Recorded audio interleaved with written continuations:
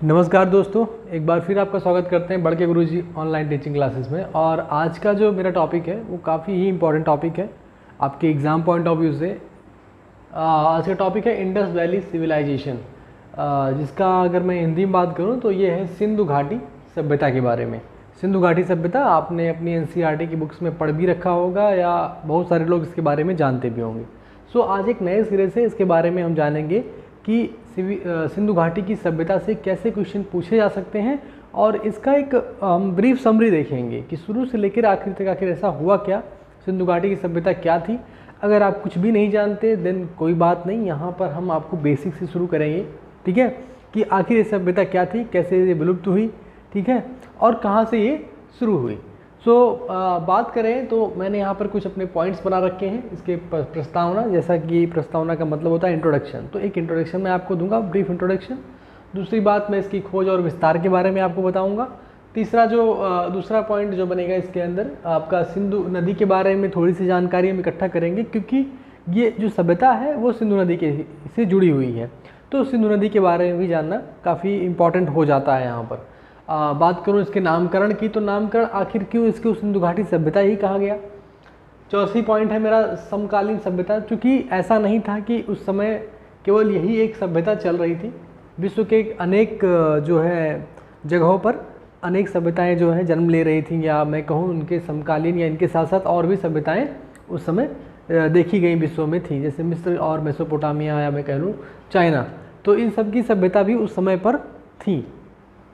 और इसके काल निर्धारण के बारे में तो इस वीडियो में हम केवल इतना ही डिस्कस करेंगे, और इनके बारे में थोड़ा सा एक डीपली जो है हम डिस्कस करेंगे। तो आइए बात करते हैं प्रस्तावना, इंट्रोडक्शन। इसका इंट्रोडक्शन के बारे में आपको बता दूं, जैसा कि इसका नाम है सिंधु घाटी की सभ्यता, ठीक है। मैं यहाँ लिख देता हूँ, सिंधु घाटी की सभ्यता। चलिए देखिए, एक ठीक है, अब मैं ये बात अभी यहाँ से छोड़ देते हैं। देखिए, ये सभ्यता जो है तकरीबन 8000 साल पहले, आज से 8000 साल पहले विकसित हुई थी। ऐसा माना जाता था कि हम जो जानते थे कि वैदिक सभ्यता के पहले कोई सभ्यता नहीं हुआ करती थी। जो लोग वैदिक सभ्यता जानते हैं वेल एंड गुड, जो नहीं जानते हैं कोई बात नहीं, हम किसी अगले टॉपिक में या अगले वीडियो में वैदिक सभ्यता को भी कवर करेंगे। फिलहाल के लिए आप ये जानिए कि हमें जब तक जिस काल में वेदों की रचना की गई थी उनको हम वैदिक सभ्यता के रूप में जानते हैं। चलिए, तो यहाँ पर हम ये जानते थे कि जब हमें वेद मिले तो हम ये सोचते थे कि जब वेदों की रचना की गई थी उसी समय को हम मानते आए कि सबसे जो पुरानी सभ्यता थी वो वैदिक सभ्यता के अनुसार ही चली आ रही थी। लेकिन हुआ क्या कि हमें एक और सभ्यता मिली जो उससे भी पुरानी थी, ठीक है। वो मिली कैसे? देखिए, ऐसा हुआ था कि इस क्षेत्र में अभी तो ये अफ़गानिस्तान, पाकिस्तान, अफ़गानिस्तान और भारत, ये इंडिया है, ठीक है, ये भारत है आपका, क्या है, ये भारत है। तो भारत का ये हिस्सा है, ये पाकिस्तान है, ये अफ़गानिस्तान है। लेकिन आज के 8000 साल पहले तो ऐसा कुछ हुआ ही नहीं था। ना कोई बंटवारा हुआ था, ना पाकिस्तान बना था, ना अफ़गानिस्तान बना था, ना आपका भारत का ही उस समय नामकरण ऐसा कुछ हुआ था। तो आज बात की जाए तो क्या हुआ था कि जब लोगों की सभ्यताएं विकसित हुई तो उन्होंने एक नगरीय सभ्यता विकसित की, ठीक है। नगरीय सभ्यता का मेरा मकसद ये है कि वहाँ पर नगर बसाए गए, ठीक है। तो यहाँ पर मैं बात करूँ अगर, तो इस जगह पर जहाँ पर ये सिंधु नदी है, ठीक है, सिंधु नदी के किनारे मानसरोवर झील से एक नदी निकलती है जो कि आपके लेह लद्दाख से होते हुए, लेह से होते हुए, गिलगित से होते हुए ये इंटर कर जाती है पाकिस्तान में। उस समय पाकिस्तान हालांकि नहीं था, लेकिन अब के समय की बात कर रहा हूँ। तो मैंने जो ये मैप बनाया है, इस मैप से मैं आपको समझाने की कोशिश करूँगा कि ये नदी जो है, इस नदी का नाम है सिंधु नदी, ठीक है। यही आपकी सिंधु नदी है। जिनके पास एटलस वगैरह है या मैप वगैरह है उसके थ्रू वो जा सकते हैं और देख सकते हैं कि सिंधु नदी कहाँ पर है। तो अब बात करें कि इसी की सभ्यता की बात हो रही है। देखिए, पहले क्या होता था कि जहाँ पर अमूमन ये देखा गया है कि कोई भी सभ्यता या कोई भी, आप सभ्यता तो बड़ी दूर की बात है, आप गांव में जाइए, वहाँ आप ये देखेंगे कि जो भी गांव हैं उनके आसपास आपको कोई तालाब, नदी या आपको कुएं जरूर मिलेंगे, ठीक है। तो वो पहले ऐसा हुआ करता था कि हमारे पास ऐसी मोटर या नल की व्यवस्था या टंकी वाले पानी की व्यवस्था नहीं थी, ठीक है।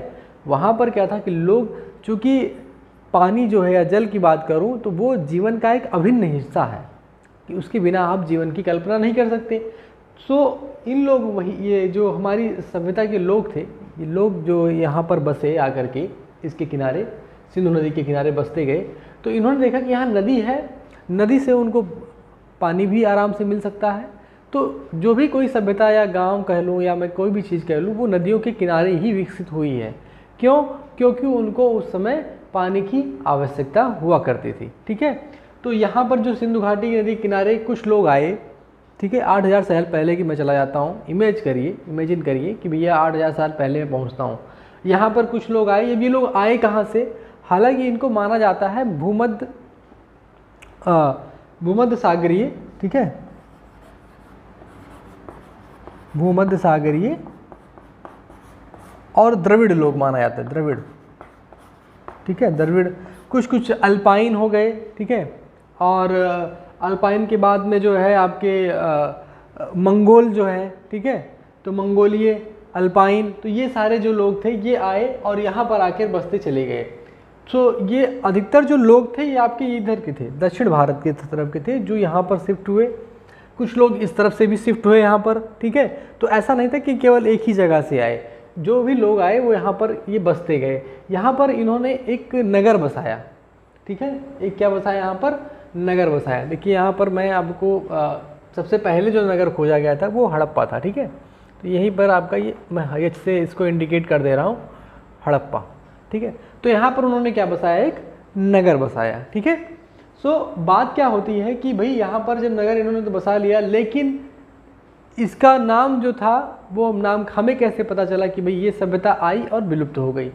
होता क्या है कि 1926 के दौरान में, ठीक है, 1926 के दौरान मैं बात करूँ, सॉरी माफ़ कीजिएगा, 1826 में क्या होता है कि हमारे पास एक चार्ल्स मेसन नाम के व्यक्ति हैं, चार्ल्स मेसन। अब ये आपको मेसन जी को क्या हुआ था कि ये जानकारी मिली थी कि भी हड़प्पा के पास में कुछ लोगों को ईंटें मिल रही हैं खुदाई के दौरान, या उन्होंने ईंटें जो है निकाली, वहाँ से निकाल रहे थे खुदाई करके। तो ऐसा नहीं था कि ईंटें मिलना कोई बहुत बड़ी बात हो गई थी। अक्सर आपने देखा होगा कि गांव या घरों में खुदाई के दौरान कुछ न कुछ आइटम मिलते ही रहते हैं, किसी के पूर्वज कुछ रख के जाते हैं। लेकिन उस समय क्या था कि आप ये देखिए कि क्या तब समय क्या चल रहा है, 1826। आज के 50 साल पहले भी ये पक्के घरों की जो परिकल्पना है करना बड़ा मुश्किल हुआ करती थी। अधिकतर लोग कच्चे घरों में ही रहा करते थे, ठीक है, और आज भी कुछ ऐसे घर हैं जो कच्चे ही हैं। तो बात ये उठती है कि भाई ऐसे किसके पूर्वज थे जो पक्का बना के चले गए थे, ठीक है। ऐसा एक सोच उत्पन्न होती है दिमाग में कि हाँ यार, पक्के ईंटें मिलना एक बड़ा ही विषय बनता है। तो चार्ल्स मेसन जी ने हो सकता है इस बात को अपने ऊपर उठाया हो, भी अपने ऊपरी अधिकारियों को बताया हो कि नहीं यार, यहाँ पर जो है कुछ चीज़ें ऐसी मिली हैं, या यहाँ पे कोई चीज़ हमें लग रही है कि इस ज़मीन के नीचे दबी हुई है, पर इस पे ज़्यादा कार्य नहीं किया गया। हो सकता है कि चीज़ों को ऐसे ही दबा दिया गया हो या छोड़ दिया गया हो। लेकिन ये बात एक बार 1826 में उठी कि यहाँ पर कोई चीज़ है। कहाँ उठी? हड़प्पा के आसपास। ये हड़प्पा देख रहे हैं ना आप, ये हड़प्पा एक नगर है, जगह है, पाकिस्तान में अब तो आती है ये, ठीक है।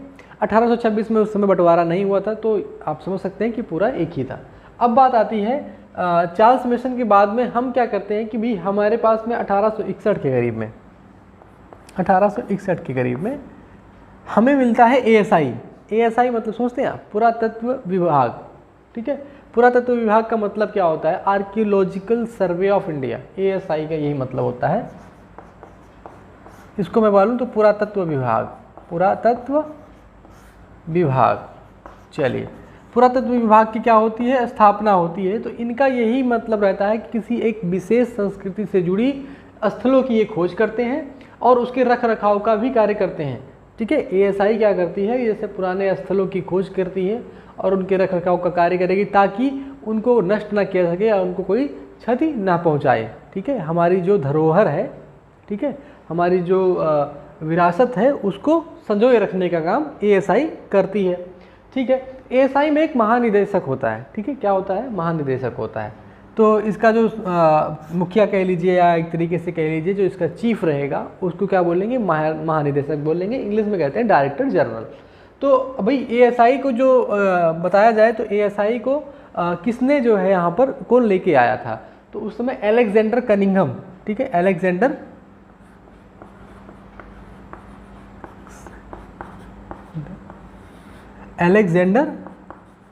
कनिंघम, ये जो है इसके जन्मदाता माने जाते हैं किसके, एएसआई के।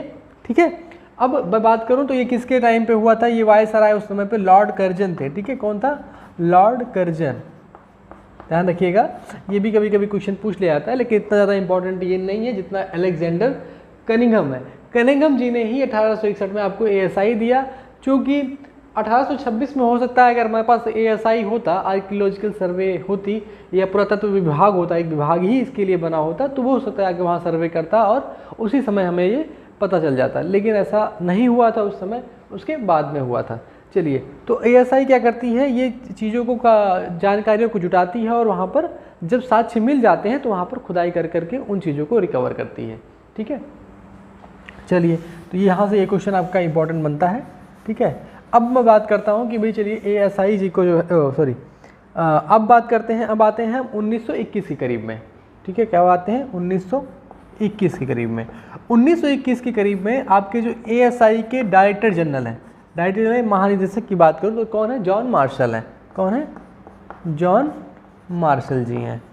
चलिए, अब जॉन मार्शल जी ने चूँकि उस समय डाटा इकट्ठा कर करके जॉन मार्शल जी को बताया गया कि भाई हड़प्पा के पास में, इनको ये बताया गया कि हड़प्पा के पास में कोई सभ्यता विकसित हो रही है, हड़प्पा और मोहनजोदाड़ो। ठीक है, ये दो मेन जो इसमें की सभ्यता नगर थे, ठीक है, जो काफ़ी विकसित नगर थे और मेन नगर थे, वो बस किस्मती से जो है अब पाकिस्तान की तरफ चले गए हैं। आपके पास नहीं है तो अगर आपके पास होते तो हो सकता है आप टिकट वगैरह करा करके वहाँ जाके देख भी सकते थे, लेकिन अब आपके पास नहीं है, वो है पाकिस्तान में, तो हो सकता है आपको वीज़ा लेना पड़े और वैसे भी बहुत कम ही लोग जाना पसंद करेंगे। तो बात करूँ मैं मोहनजोदाड़ो और हड़प्पा की, तो हड़प्पा में क्या है कि भाई यहाँ पर देखा गया कि यहाँ पर भी कुछ हमें ऐसा लगा एएसआई को कि यहाँ पर हमें खुदाई करनी चाहिए। तो जॉन मार्शल जी ने, इन्होंने एक अपना जो है अपॉइंट किया, किसको, खुद तो करने जाएंगे नहीं, तो इन्होंने एक उत्खननकर्ता को, जिस उत्खननकर्ता मतलब जो पुरातत्व विभाग में उत्खननकर्ता दयाराम साहनी जी को अपॉइंट किया कि भैया आप जाइए वहाँ टीम लेकर के और वहाँ देखिए कि क्या है। ठीक है, तो हड़प्पा की सभ्यता की जो खोज के बारे में बात करूँ, या हड़प्पा की किसकी जो खुदाई हुई वो किसकी अगुवाई में हुई, उत्खननकर्ता अलग चीज़ है और एएसआई का जो यहाँ पर जो डायरेक्टर जनरल है, डीजी, एएसआई के जो डीजी हैं डायरेक्टर जनरल, तो डीजी जॉन मार्शल अलग चीज़ है, ये ध्यान रखिएगा। उत्खननकर्ता के बारे में अगर पूछता है कि वहाँ की किसकी अगुवाई में खुदाई हुई या इसकी खुदाई किसने की थी, ठीक है, तो ये आपका आएगा किसका, दयाराम साहनी जी का। किसका नाम आएगा, दयाराम साहनी जी का, साहनी जी का। अब बात होती है कि भाई यहाँ तो एक ऐसा तो है नहीं कि खुदाई चालू हुई और 2 दिन में ख़त्म हो गई, खुदाई चलती रही। तो उसके बाद में 1922 के करीब में इन्होंने, ये जॉन मार्शल जी ने भाई यहाँ पर भी दिया और मोहनजोदाड़ो की साइड पर भी इनको डिटेल कर दिया। किसको डिटेल किया, या किसको एक तरीके से मैं कहूँ जिनको ये कार्यभार सौंपा वो थे आर.डी. बनर्जी जी, राखल दास बनर्जी जी, आर.डी. राखल दास बनर्जी। ठीक है, राखल दास बनर्जी जी को जिम्मेदारी मिली कि भैया आप जाएंगे किसके लिए, मोहनजोदाड़ो के लिए। किसके लिए, मोहन, इस पर एक मूवी बन चुकी है, आप लोगों को पता हो। ठीक है, तो यहाँ इन्होंने कहा कि भैया मोहनजोदाड़ो की आप जिम्मेदारी आप लेते हैं, राखल दास बनर्जी जी ने। ठीक है, तो यहाँ पर ये देखा गया कि भाई ये जो नदी के किनारे ये भी है और नदी के किनारे हड़प्पा भी थी।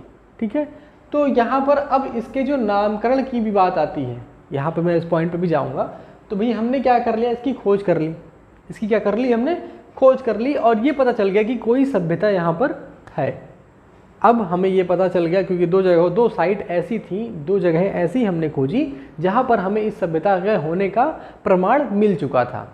देखिए, प्रमाण बहुत ज़रूरी होता है। जैसे आपने देखा होगा कि अगर मैं कहूँ एलियन है, लेकिन एलियन है ये केवल एक कल्पना मात्र मानिए, क्योंकि उसका प्रमाण तो कोई है नहीं। ठीक है, अब आप मुझे कहें नहीं कोई मिल गया मैंने देखा था, देखिए वो एक कल्पना है। ठीक है, कल्पना को एक चित्र का रूप दे देना या उसको विजुअलाइजेशन का रूप दे देना वो अलग बात होती है, लेकिन उस कल्पना के साक्ष्य इकट्ठा करना या ये कह दिया जाए कि ठीक है चलो एलियन था तो एलियन में कहीं सूट होना चाहिए था, कहीं घर होना चाहिए था, चलिए कुछ भी नहीं तो उसका कोई जहाज ही मिल जाता। ठीक है, तो ऐसा होता है कि जब भी चीज़ें हम किसी चीज़ को पढ़ते हैं तो उनके साक्ष्य और प्रमाण के साथ पढ़ते हैं। तो ये सभ्यता ऐसा नहीं कि हम रात में सोए और शाम को सपना देखा कि नहीं यार कोई पहले भी हुआ करता था, ठीक है, और हमने आके सुबह उस कहानी को लिख दिया, ऐसा नहीं था। ये दो साइट जब खोदी गई तो 1924 में जॉन मार्शल जी ने इसका आधिकारिक घोषणा की थी। 1924 में जॉन मार्शल जी ने इसकी आधिकारिक घोषणा की और दुनिया को बताया, प्रेस मीडिया के तहत दुनिया को बताया गया कि नहीं एक ऐसी सभ्यता को हमने यहाँ पर खुदाई में पाया हुआ है।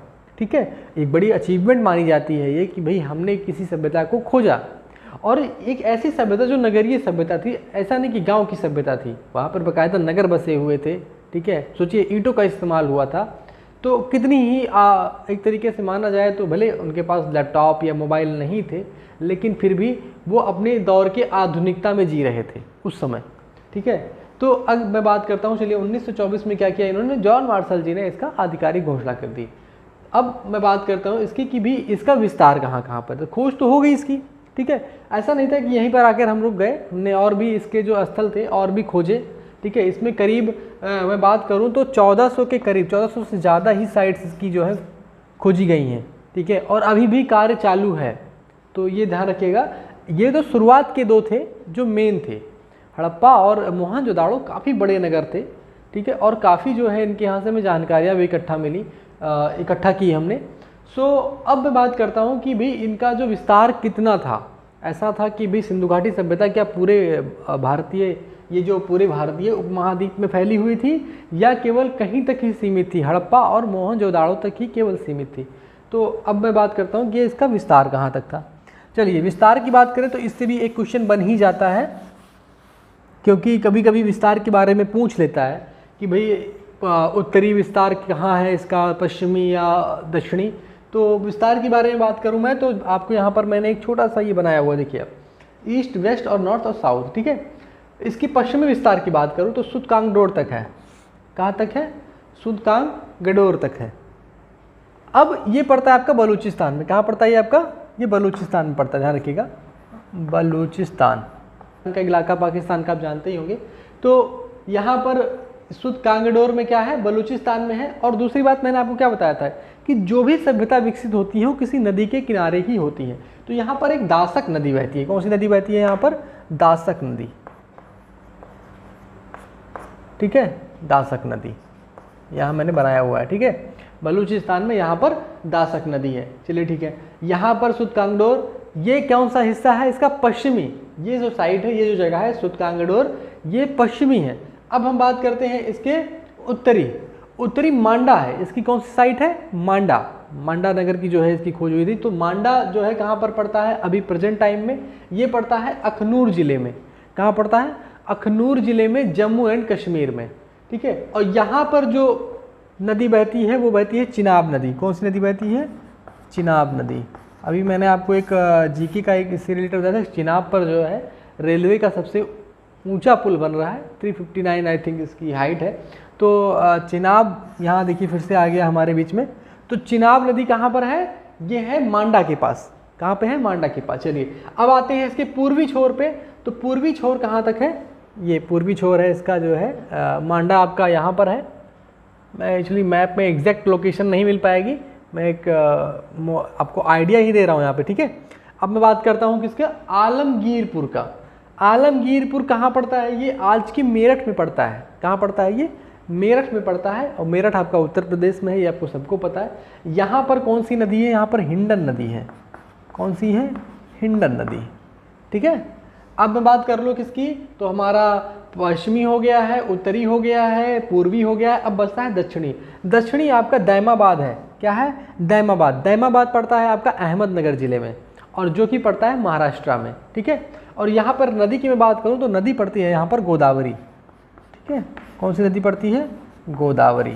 ठीक है, चलिए, तो ये आपको ये क्लियर हो गया होगा कि भाई ये इसका ही इतना ही एरिया था, यहाँ से बलूचिस्तान से सुत कांगडोर से होते हुए ये हम पहुँचेंगे कहाँ पर भैया? ये हमने पहुँचे अखनूर, मांडा से इसके आगे नहीं जाना है क्योंकि मांडा के ऊपर कोई साइट हमें नहीं मिली है।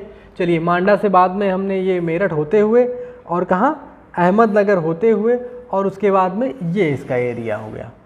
ठीक है, एक तरीके से आप देखिए तो ये क्या बन रहा है एरिया? एक त्रिभुजाकार बन रहा है आकृति, चतुर्भुज नहीं बन रही है, त्रिभुजाकार आकृति बन रही है। तो कभी कभी पूछ लिया जाता है कि जो इसका विस्तार है वो कैसा है, किस आकार का है? त्रिभुजाकार है, आयताकार है, वर्गाकार है, या इनमें से कोई नहीं?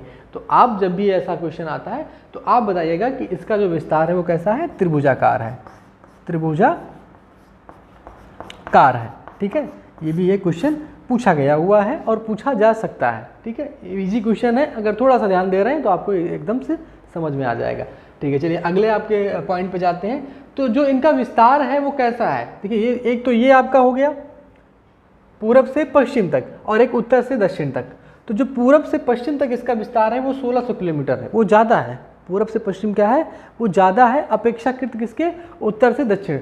ये मात्र 1400 है। देखिए यहाँ मैंने बना रखा हुआ है, बहुत ही इजी तरीके से समझ में आ रहा होगा। इससे पहले हो सकता है ये मैप आपको बिल्कुल समझ में ना आए, लेकिन अब मुझे लगता है कि आप इसका 50% तो समझ ही गए होंगे कि क्या है ये मैंने बनाया हुआ है। ठीक है, जो मैंने एम और सी लिखा हुआ है, एच लिखा हुआ है, के बी आर, ये सब है एक इसके नाम है, साइट की नाम है। जो कुछ मेन साइटों के मैं नाम लिखे, सारी साइटों के नाम यहाँ मैंने नहीं दर्शाए हुए हैं। तो अब मैं बात कर लूँ तो ये आपका ईस्ट से वेस्ट तक पड़ता है 1600 किलोमीटर और नॉर्थ से साउथ पड़ता है कितना? 1400 किलोमीटर। ये इसका विस्तार है। तो विस्तार से भी कभी कभी एक आध क्वेश्चन बन जाते हैं। ठीक है, एसएससी सीजीएल में एक बार दो बार क्वेश्चन बने हैं इसके बारे में। ठीक है, अब मैं आगे बात करता हूँ इसकी नदी के बारे में। भाई चलिए अब नदी के बारे में बात कर लेते हैं। क्यों? क्योंकि नदी ही इम्पॉर्टेंट है, क्योंकि सारा जो चल रहा है हिसाब किताब वो इसी नदी के इर्द गिर्द ही चल रहा है, सभ्यता भी इसी नदी की है। ठीक है, अब आता है सिंधु घाटी की सभ्यता में सिंधु नदी के कितना योगदान है भाई इस चीज़ में। सिंधु नदी की मैं बात करूं, ठीक है,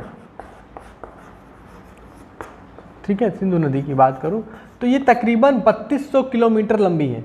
कितनी? 3180 किलोमीटर लंबी है। ठीक है, 3180 किलोमीटर अप्रोक्स बता रहा हूं मैं। ठीक है, लगभग मैं बता रहा हूं, लगभग 3180 किलोमीटर लंबी है। ठीक है, दूसरी बात ये कि एशिया की सबसे बड़ी नदी में गिनी जाती है। कहाँ की? एशिया की सबसे बड़ी नदी और भारतीय उपमहाद्वीप की। भारत को उपमहाद्वीप भी कहा जाता है, इसका कारण है कि भारत 3 तरफ से क्या है? पानी से घिरा हुआ है। ठीक है, तो भारतीय उपमहाद्वीप की भी सबसे बड़ी नदी मानी जाती है। तीसरा बता दूं, पाकिस्तान की सबसे बड़ी नदी है। चौथा, ये पाकिस्तान की राष्ट्रीय नदी है। यहाँ से इसको जो है पाकिस्तान की अर्थव्यवस्था में बहुत बड़ा रोल अदा करती है ये। ठीक है, अगर इसी नदी को ही निकाल दिया जाए तो मेरे ख्याल से पाकिस्तान की अर्थव्यवस्था डगमगा जाएगी, जो बची है। ठीक है, वैसे तो बची नहीं है, लेकिन जो बची है वो भी ख़त्म हो जाएगी। तो अब मैं बात करूँ, ये नदी कहाँ चलती है? ये चलती है वही मानसरोवर झील से लेकर के, यहाँ से निकलती है लेह होते हुए, गिलगित होते हुए। ठीक है, जम्मू कश्मीर के ये लेह और गिलगित पार्ट से होते हुए इंटर कर जाती है कहाँ पर?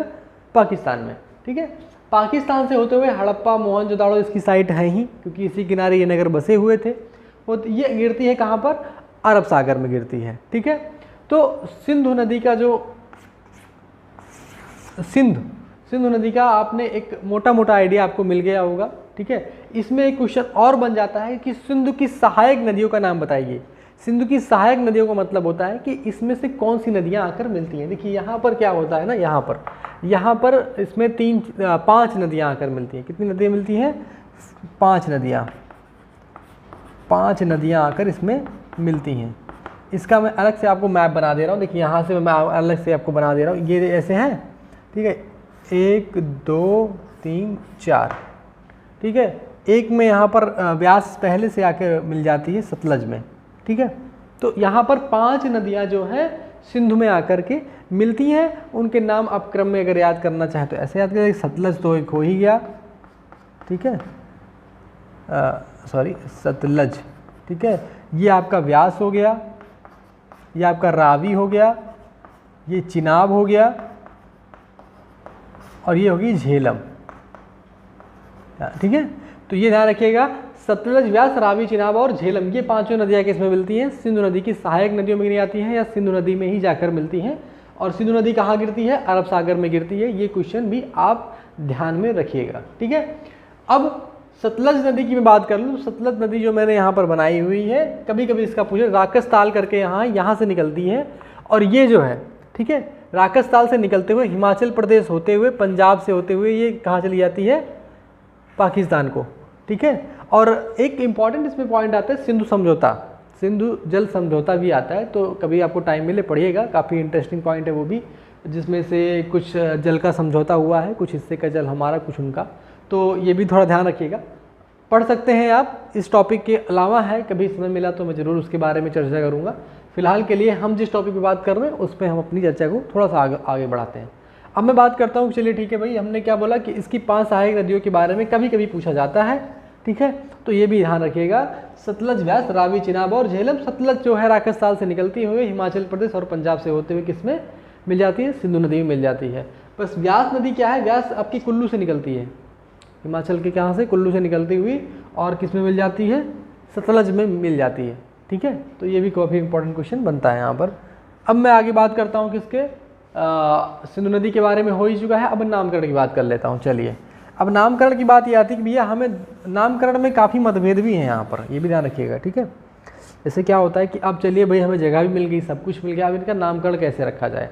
शुरू में लोगों ने क्या कहा कि भाई देखिए एक सभ्यता है, इसका नाम रखना है तो सिंधु घाटी सभ्यता ही रख दीजिए। ठीक है, सिंधु घाटी क्या रख दीजिए, पहला नाम तो इसका हमने क्या रख दिया? सिंधु घाटी सभ्यता ही रख दिया है, क्योंकि जब ये सिंधु नदी के किनारे मिली तो हमने सिंधु घाटी सभ्यता रख दिया। अब सिंधु, तो भाई ये सिंधु नदी किसने रखा? ये भी क्वेश्चन बहुत इंपॉर्टेंट हो जाता है। ठीक है, तो यहाँ पर देखिए व्यापार के लिए हमसे पहले क्या था, यहाँ पर भाई जब एक सभ्यता विकसित थी तो व्यापार भी होता रहा होगा। व्यापारी क्या है? दूर दूर से भी आते रहे होंगे। ठीक है, तो यहाँ पर ग्रीस, ठीक है, ग्रीक, रोमन और यूनानी, ये 3 मेन लोग। ठीक है, और बाकी आपके जो इराक, ईरान की तरफ से जो मेसोपोटामिया से हमारी जो मतलब सभ्यता का जो मतलब एक जो आप कह लें कि या वहाँ से भी जो व्यापार होता था। ठीक है, और मिस्र से जो व्यापार होता था, तो ये सब भी व्यापार के बारे में हम पढ़ेंगे आगे चल करके। तो ग्रीक, रोमन और यूनानी, ये जो तीनों लोगों ने व्यापार, यहाँ पर व्यापारी आते थे, तो यहाँ व्यापारी का क्या चक्कर था कि भाई ग्रीक ने क्या इस नदी को बोला है? हिंदू, इन्होंने बोला इंडस, ठीक है, इन्होंने बोला इंडोस। चलिए, सबने अपने अपने अपने नाम दे दिए। ठीक है, ग्रीक ने बोला हिंदू, रोमन ने बोला इंडस, यूनानी ने बोला इंडोस। अब बात होती है कि रोमन ने क्या बोला था? इंडस, तो यही मैंने नाम यहाँ लिया है, देखिए इंडस वैली सिविलाइजेशन। अगर मुझे हिंदी में इंग्लिश में लिखना ही होता तो मैं क्या लिखता? सिंधु घाटी सभ्यता, तो सिंधु वैली सिविलाइजेशन लिखना चाहिए था ना। मैंने इसको इंडस वैली सिविलाइजेशन क्यों लिखा? ठीक है, क्यों लिखा? उसका कारण है कि रोमन ने क्या बोला था? इसको इंडस बोला था, जिसी कारण इसका नाम क्या बनता है? इंडिया। भारत का नाम क्या पड़ता है? इंडिया बाद में पड़ता है। ठीक है, अब चलिए, तो हिंदू क्या बोला इन्होंने? सिंधु नदी को। तो जो यहाँ के निवासी थे उनको इन्होंने बोल दिया हिंदू। क्या बोल दिया? हिंदू। और जो यहाँ की जगह थी उसको क्या बोल दिया? हिंदुस्तान। क्या बोल दिया?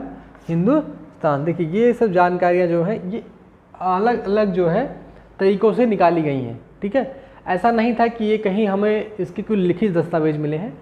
जो लोग इसके बारे में लेखक थे, चाहे जो भी थे, ठीक है, तो जो भी हमें इसके बारे में जानकारियाँ मिलती हैं उसी के बेस पे ये जानकारी निकाली गई है कि अलग अलग इतिहासकारों का अलग अलग तरीके से उनका मानना था।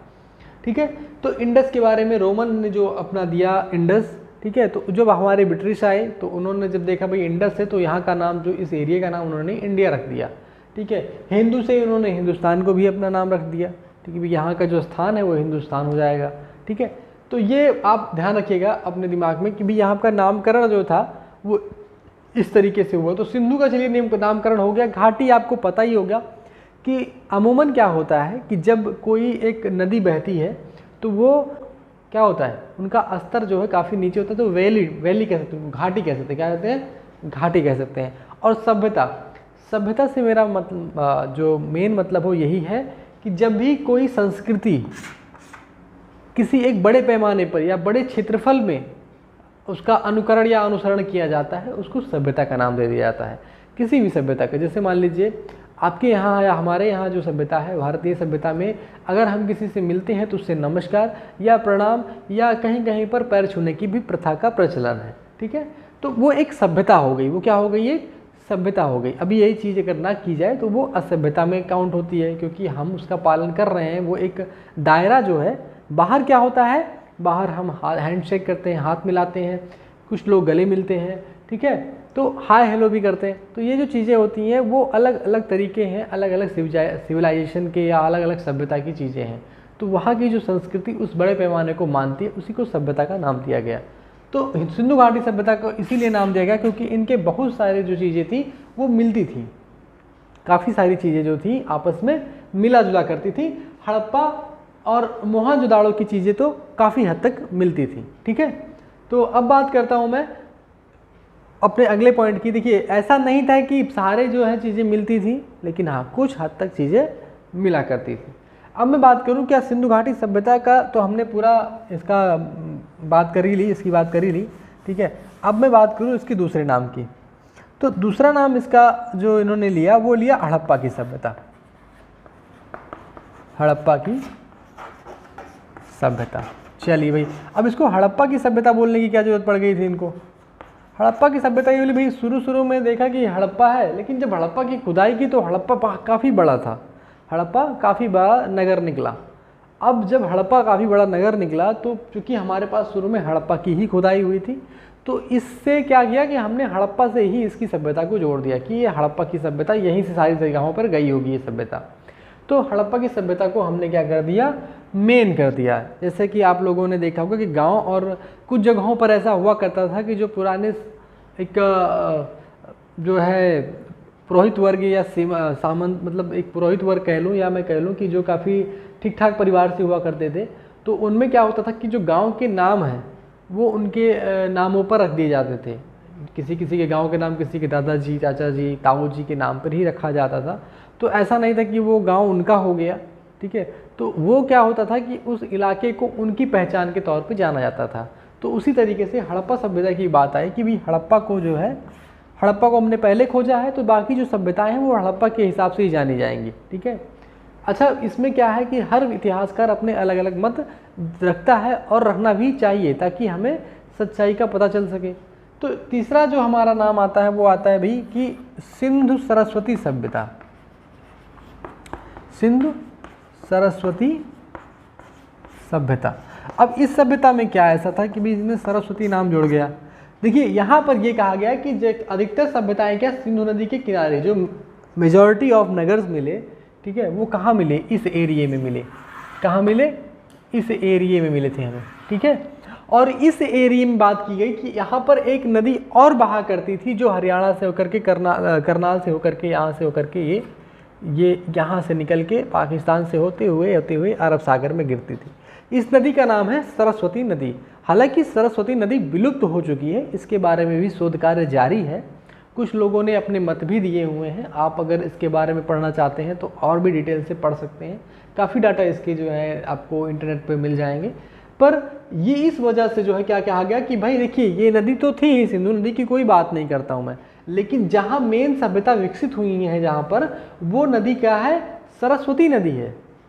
वो सिंधु नदी नहीं है, वो क्या है, सरस्वती नदी के किनारे हुई है। क्योंकि अभी ये नदी भी विलुप्त हो गई साथ साथ उसके रहते हुए, तो जब सरस्वती नदी भी विलुप्त हो गई तो वो सभ्यता भी विलुप्त हुई उसी के साथ साथ। तो इन्होंने कहा कि नहीं, वो सभ्यता कौन सी थी, सिंधु सरस्वती सभ्यता थी या सरस्वती सभ्यता थी। उसको सिंधु सभ्यता कहना उसके लिए न्यायोचित नहीं होगा, ठीक है। चौथा इसका क्या नाम रखा गया भाई, चौथा इसको एक नाम से पुकारा जाता है, कांस्य युगीन सभ्यता। और ये क्वेश्चन पूछ भी लिया जाता है कभी कभी, ठीक है। सिंधु घाटी सभ्यता को इन निम्नलिखित में से किन नामों से जाना जाता है, तो वहाँ पर तांबा युगीन, कांस्य युगीन, लोह युगीन बहुत सारे दे देगा, ठीक है। तो कांस्य युगीन सभ्यता के नाम से जाना जाता था, कांस्य युगीन सभ्यता के नाम से जाना जाता है। क्यों जाना जाता था? क्योंकि इस सभ्यता के जो लोग थे उन्होंने टिन प्लस तांबा, इनसे क्या बना लिया था इन्होंने? टिन और तांबा, इन दोनों को मिला करके कांस्य का निर्माण किया था, एक नई धातु का निर्माण किया था, जिस वजह से इस सभ्यता को कांस्य युगीन सभ्यता भी कहते हैं और ये मेजॉरिटी ऑफ जगहों पर पाई गई है। तो इस वजह से इसको क्या कहा जाता था?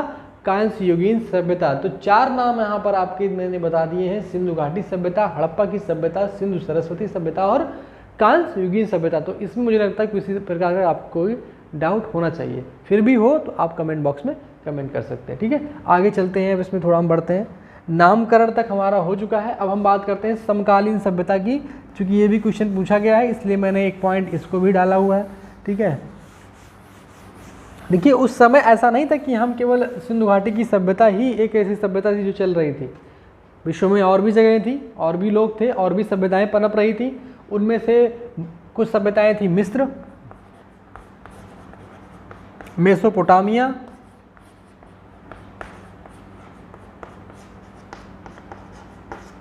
और चीन। चलिए अब बात आती है मिस्र, मेसोपोटामिया और चीन, ये तीनों इसकी समकालीन सभ्यताएं थी। समकालीन का मतलब इनके साथ साथ ये भी पनप रही थी, लेकिन कुछ विद्वानों का मत है कि ये इनसे हजारों साल पहले की सभ्यताएं हैं। जो सिंधु घाटी सभ्यता है ये इनसे कई पुरानी सभ्यता है। ठीक है, तो इस पर अभी भी बहुत सारे मत चल रहे हैं, लेकिन फिर भी ये मिस्र, मेसोपोटामिया और चीन की सभ्यता, देखिए चीन का हमारा लेन देन नहीं रहा है इस तरफ से। ठीक है, चीन की सभ्यता यहाँ पर मैं चीन लिख दे रहा हूँ। ठीक है, इतना हमारा कोई विशेष यहाँ से रहा नहीं है। ट्रेड का भी मैं बताऊँगा आपके बारे में, इसके बारे में। अब हमारा जो रहा है वो मेसोपोटामिया और मिस्र की सभ्यता से ही ज़्यादातर हमारा कुछ आदान प्रदान रहा है। ठीक है, तो अब मैं बात कर लूँ मिस्र की सभ्यता और मेसोपोटामिया, चीन की सभ्यता। देखिए इसमें से जो क्वेश्चन पूछे जाते हैं वो यही होगा कि निम्नलिखित में से कौन सी इसके समकालीन जो है सभ्यता नहीं है, या इसकी समकालीन सभ्यता है। तो तीनों में से अगर कोई नहीं मिलेगा तो उसको जो है आपका, अगर इनमें से कोई नहीं, अगर कोई मिल जाता है तो मेसोपोटामिया, मिस्र कोई भी मिल गया तो उसकी समकालीन सभ्यता के रूप में मानी जाएगी। ठीक है, बात कर लूँ तो मिस्र की सभ्यता, देखिए जैसे मैंने आपको पहले ही बताया था कि कोई भी सभ्यता किसी नदी के किनारे ही विकसित हुई होती है। तो बात करूँ मिस्र की तो नील नदी के किनारे विकसित हुई। कहाँ पर? नील नदी किनारे, जहाँ पर यहाँ पर इसको एक तरीके से गंगा की तरह पूजनीय है। हमारे यहाँ जैसे गंगा है वैसे नील नदी को गंगा की तरह पूजनीय है। मेसोपोटामिया की सभ्यता की बात करूँ तो ये 2 नदियों के बीच में है, दजला और फुरात। ठीक है, दजला और फुरात। बात करूँ चीन की तो चीन की ह्वांग हो, क्या है? ह्वांग, नाम भी ऐसा रखते हैं ना, ह्वांग हो। ठीक है, हाँ, अब ये आदमी कैसे याद कर पाए ये बताइए, ह्वांग हो। तो कहने में ही थोड़ा सा अजीब लगता है, हालांकि फिर भी हमें तो पढ़ाई करनी है, हमें भी लिखना भी है। तो ये ध्यान रखिएगा कि भाई मिस्र की नील, मेसोपोटामिया की दजला फुरात और चीन की क्या है? ह्वांग हो। तो ये जो नदियों के किनारे, सिंधु का आपको पता ही हो गया, सिंधु नदी के किनारे हैं। तो ये जो है इन नदियों के किनारे इसकी समकालीन सभ्यताएं पनपी थी। ठीक है, तो इनके बारे में हम थोड़ी बहुत जानकारी बाद में लेंगे, क्योंकि अभी आपके इसमें जो सिलेबस में होगा नहीं होगा उसके अकॉर्डिंग मैं आपको इसके बारे में जानकारी दे दूंगा। ठीक है, आगे बढ़ते हैं, हम बढ़ते हैं काल निर्धारण के ऊपर। चलिए, ये सबसे इंपॉर्टेंट पॉइंट है निर्धारण के बारे में। किसके बारे में बात करेंगे? काल निर्धारण के बारे में। काल निर्धारण का मतलब होता है कि समय का निर्धारण, समय का सुनिश्चित करना कि ये सभ्यता कब से लेकर के कब तक थी। ठीक है, तो काल का मतलब समय, निर्धारण का मतलब उसको निर्धारित करना कि इसका समय क्या निर्धारित होगा। तो इसको लेकर के जैसा कि आप देख सकते हैं कि विद्वानों का कई मत हैं, विद्वानों के जो हैं कई सारे मत हैं, सबने अपने अपने हिसाब से जिसको जानकारी मिली उसने अपने अपने अलग अलग मत दिए हैं।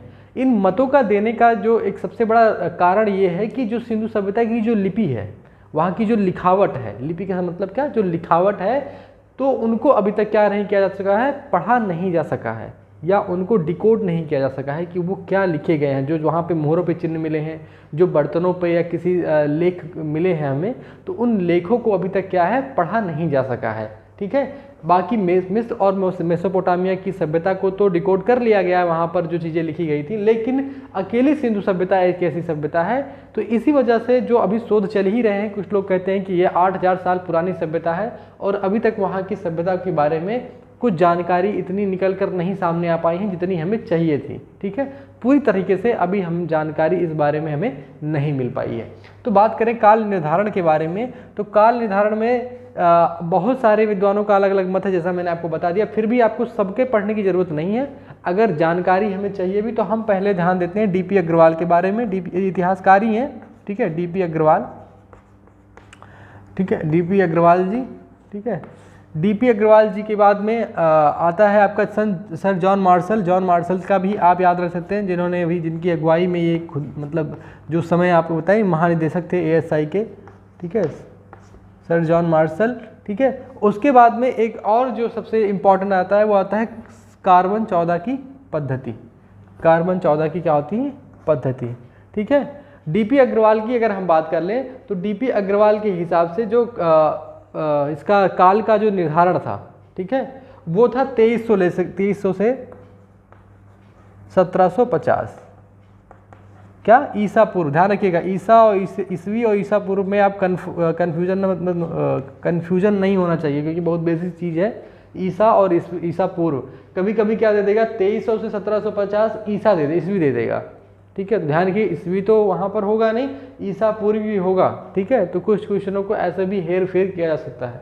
जॉन मार्शल की बात करें तो इन्होंने अपना जो दिया है वो दिया है, सॉरी यहाँ पर इन्होंने दिया है 3250 से लेकर के और 2750 के बीच में। कितना दिया है 3250 से लेकर के 2750, क्योंकि मेरे हिसाब से इन्होंने ही पहले दिया भी है, क्योंकि उसी इन्हीं के समय जो है 1921 के करीब में इन्हीं के नेतृत्व में या ये जो महानिदेशक थे एएसआई के, तभी इसकी खुदाई हुई। बात करें कार्बन 14 प्रणाली की तो इसको कार्बन डेटिंग कहते हैं। क्या कहते हैं इसको? कार्बन डेटिंग भी कहते हैं, कार्बन डेटिंग, ठीक है। अब कार्बन डेटिंग की बात करें, ऐसा कोई डेटिंग वगैरह वाला नहीं है, ठीक है, ध्यान रखिएगा। ये कार्बन डेटिंग की बात करूं तो कार्बन डेटिंग एक प्रणाली है C14 की। ऐसा माना जाता है कि सभी सजीव वस्तुओं में एक रेडियोधर्मी कार्बन होता है जिसे कार्बन 14 के नाम से जाना जाता है या C14 के नाम से जाना जाता है, जिसके ह्रास को हम कैलकुलेट कर करके क्या कर सकते हैं, जान सकते हैं कि वो वस्तु वो चीज़ कितनी पुरानी है। इस कार्बन 14 से भी सवाल बनते हैं, या इसको याद रखिएगा, इसका जो ये कार्बन 14 प्रणाली के जो आविष्कारक हैं, ठीक है, बिलार्ड फ्रैंक लिब्बी करके हैं, ठीक है। बिलार्ड, मैं यहाँ नाम लिख देता हूँ इनका, बिलार्ड फ्रैंक। एक क्वेश्चन कभी कभी इससे ये नहीं पूछा जाएगा कि कौन है, ये पूछा जाता है फ्रैंक लिब्बी करके हैं। आपकी जानकारी के लिए बता दे रहा हूँ यहाँ पर, बिलार्ड फ्रैंक लिब्बी है 1940 के करीब में। तो मान के चलिए कि 1940 में अगर इन्होंने खोज की, 1921 के करीब में हमने क्या किया था, हड़प्पा की सभ्यता, या यूँ कह लूँ कि सिंधु घाटी की सभ्यता का हमने पता किया था भी, हड़प्पा की सभ्यता का हमने पता लगाया था। तो जो हड़प्पा की सभ्यता, उससे पहले तक लोगों ने कई सारे कयास लगा चुके थे। जब इनकी प्रणाली आई 1940 में तो इससे भी टेस्ट किया गया था, और इसके लिए 1960 में इनको क्या मिला था भैया, नोबेल प्राइज़ भी मिल चुका है। ध्यान रखिएगा, नोबेल प्राइज़ मिल चुका है। तो नोबेल प्राइज़ मिलना मतलब आप समझ सकते हैं कितनी बड़ी इनकी खोज थी ये, ठीक है। जो लिब्बी साहब ने यहाँ पर छोटी मोटी चीज़ नहीं खोजी है, ठीक है, तो ये काफ़ी अच्छी चीज़ खोजी है इन्होंने। अच्छा, तो ये जो इसकी हिसाब से जो था कि बिलार्ड फ्रैंक लिब्बी के हिसाब से इन्होंने जो कार्बन 14 की प्रणाली खोजी, इसके हिसाब से जो था वो आपका जो निकल करके आया कि 2350 से लेकर के 1750 ईसा पूर्व के करीब में, ठीक है, 2350 से लेकर के 1750 ईसा पूर्व के करीब में सिंधु घाटी सभ्यता का जो है विकास हुआ था। और ये एक सर्वमान्य तिथि मानी जाती है, मतलब बहुत सारे लोग इसको मानते हैं। और यहाँ पर इस मामले में क्या है, डीपी अग्रवाल जी काफ़ी इसके करीब भी हैं। देखिए आप, इन्होंने 2300 से लेकर 1750 बताया, इन्होंने जो एक पद्धति, एक मैं कहूँ विज्ञान साइंटिफिक तरीके से जो सर्च किया गया तो उसमें यह मिला है 2350 से लेकर 1750 तक। तो पूछा जाएगा नहीं, मेरे हिसाब से तो नहीं पूछा जाना चाहिए, लेकिन अगर क्वेश्चन बनता भी है तो कार्बन डेटिंग से बन जाता है, या तो कार्बन डेटिंग के हिसाब से ही बनेगा कि आपको तिथि यही बतानी रहती है, ठीक है। बाकी आपको अगर आप सर्च करेंगे तो बहुत सारी तिथियाँ आपको मिल। विभाजन, अगर इसकी काल विभाजन की बात होती है तो सिंधु हड़प्पा काल, अगर बात करें सिंधु हड़प्पा काल की बात करें तो ये आपका निकल के आता है 3300 से, माफ कीजिएगा 3300 से, ठीक है 2600 आई थिंक, ठीक है 3300 से 2600 ईसा पूर्व, ठीक है। बात करूं मैं परिपक्व हड़प्पा काल की, अगर परिपक्व हड़प्पा काल की बात की जाए तो ये आपकी आती है 2600 से लेकर के 1900 ईसा पूर्व तक, ठीक है। और अगर मैं बात करूं उत्तर हड़प्पा काल की, उत्तर हड़प्पा काल की,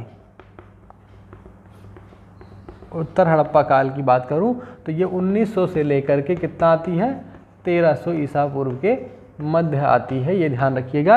ये तीनों काल विभाजन है, बहुत ज़्यादा नहीं पूछा जाता लेकिन फिर भी आपको एक जानकारी के लिए पता होना चाहिए। सिंधु हड़प्पा काल और परिपक्व हड़प्पा काल, उत्तर हड़प्पा काल, ये सारी ऐसी चीज़ें हैं जो मैं आपको थोड़ी सी एक लाइन बता देता हूँ। सिंधु हड़प्पा काल जब वो शुरुआत दौर में आए होंगे, वहाँ पर रहना शुरू किया होगा, एक बेसिक स्ट्रक्चर जब उन्होंने अपनी शुरुआत ही की यहाँ रहने की। परिपक्व का मतलब होता है जब उस शहर में पूरी तरीके से फल फूल गया वो शहर। फल फूल का मतलब जो एक मैं मुहावरे के रूप में यूज कर रहा हूँ कि वो शहर पूरी तरीके से विकसित हो गया, नगर विकसित हो गए, घर बना दिए गए, नाली बना दी गई, सड़कें बनी हैं, ठीक है, घर में सब भी सारी व्यवस्थाएं हैं, सबके जो घर देखे होंगे आपने ना, अभी मैं आगे बताऊंगा इसके बारे में, घरों का जो नियोजन था तो वो एकदम अच्छे से। अब आता है कि उत्तर हड़प्पा काल कि अब इनका कैसे पतन होना शुरू हुआ, या इस सभ्यता को विलुप्त कैसे हुई, लोग आखिर कैसे गायब हो गए, कैसे सभ्यता हमारे बीच से चली गई, ठीक है, ये विलुप्त कैसे हुई, इसका क्या कारण थे। तो वो ऐसा था नहीं कि अचानक से रात में सोए और सुबह उठ के गायब हो गए, ठीक है, धीरे धीरे करके कुछ प्राकृतिक आपदा आई होंगी, कुछ बाढ़ के कारण कह सकते हैं, भूकंप कह सकते हैं, बहुत सारी ऐसी चीज़ें हैं जो अभी तक ज्ञात नहीं हैं, हम अपने कयास लगा सकते हैं। तो ऐसा क्या था कि वो ये उसको हम कहेंगे उत्तर हड़प्पा काल, कि बाद में जब इनका विलुप्त होना शुरू हुए तो कैसे कैसे इनके क्या क्या क्रम से ये विलुप्त हुए होंगे। कुछ लोग इसको 1000 तक भी मानते हैं, 1900 से 1300, तो इनमें काफ़ी मतभेद है, इससे ज़्यादा हम नहीं जाते। लेकिन हाँ, अध्ययन के हिसाब से सिंधु हड़प्पा काल, परिपक्व हड़प्पा काल और उत्तर हड़प्पा काल, इतना थोड़ा सा आप अपने दिमाग में रखिए। और ठीक है, तो यहाँ पर आपको बता दूँ कि बाकी जो मैंने यहाँ पर एक मैप बनाया हुआ है, तो मैप में आपको जानकारी, अब मेरे हिसाब से तो कोई जानकारी छूट नहीं रही है, छोटी छोटी जानकारियाँ जो मैंने यहाँ पर लिख रखी है। जैसे मैंने लिखा है, देखिए पाकिस्तान की तरफ हमारे कुछ चले गए, जैसे हड़प्पा हो गया, H फॉर हड़प्पा लिखा है मैंने, M for Mohenjodaro, C for Chanhudaro, ठीक है। और बात करें तो सुत कांगडोर तो गया ही गया है उनकी तरफ, तो ये तो उनकी प्रमुख साइटें हो गई। टोटल मैंने आपको बताया होगा कि टोटल 1400 से ऊपर साइटें खोजी जा चुकी हैं, ठीक है, कितनी 1400 से ऊपर साइटें मतलब उनका खोजी जा चुकी हैं, जिसमें से 900 के करीब जो है भारत में और 500 के करीब जो है पाकिस्तान में है। तो पाकिस्तान ने और ज़्यादा उसमें कुछ दिलचस्पी दिखाई नहीं, ठीक है, हमने दिलचस्पी दिखाई और राखी गढ़ी में अभी भी हमारा कार्य चल ही रहा है। सो बात करूं मैं अपने इंडिया के बारे में, तो इंडिया की जो प्रमुख साइटें हैं, जैसे ठीक है, यहाँ पर देसलपुर हो गया, धौलावीरा हो गया, ठीक है, सुरकोटदा हो गया, लोथल हो गया, रोपड़ रंगपुर हो गया, यहाँ पर रोपड़, R फॉर रोपड़ हो गया, B फॉर क्या हो गया आपका बनावली, ये बनावली है, ये K फॉर है कालीबंगा, ठीक है।